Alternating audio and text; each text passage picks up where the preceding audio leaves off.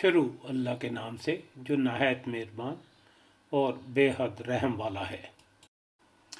جب انہیں ان کا اسباب مہیا کر دیا گیا تو کہا کہ تم میرے پاس اپنے اس بھائی کو بلاؤ جو تمہارے باپ سے ہے۔ کیا تم نے نہیں دیکھا میں پورا ناپ کر دیتا ہوں اور میں ہوں بھی بہترین میزبانی کرنے والوں میں۔ بس اگر تم اسے لے کر نہ آئے تو میری طرف سے تمہیں کوئی ناپ بھی نہ ملے گا، بلکہ تم میرے قریب نہ پھٹکنا۔ انہوں نے کہا اچھا، ہم اس کے باپ کو اس کی بابت منائیں گے اور پوری کوشش کریں گے۔ یوسف نے اپنے خدمت گاروں سے کہا کہ ان کی پونجی انہی کی بوریوں میں رکھ دو کہ جب لوٹ کر اپنے اہل و عیال میں جائیں اور پونجیوں کو پہچان لیں تو بہت ممکن ہے کہ یہ پھر لوٹ آئیں۔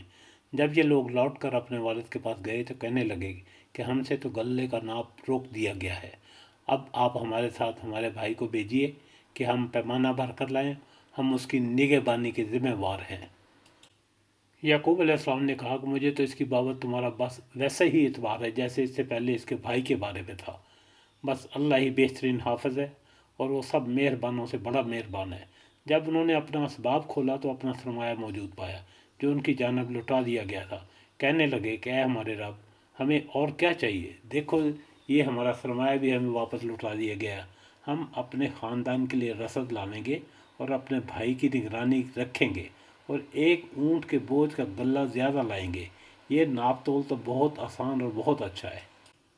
یعقوب علیہ السلام نے کہا میں تو اسے ہرگز تمہارے ساتھ نہ بھیجوں گا جب تک کہ تم اللہ کو بیچ میں رکھ کر مجھے قول و قرار نہ دو کہ تم اسے میرے پاس پہنچا دو گے، سوائے اس ایک صورت کے تم سب گرفتار کر لے جاؤ۔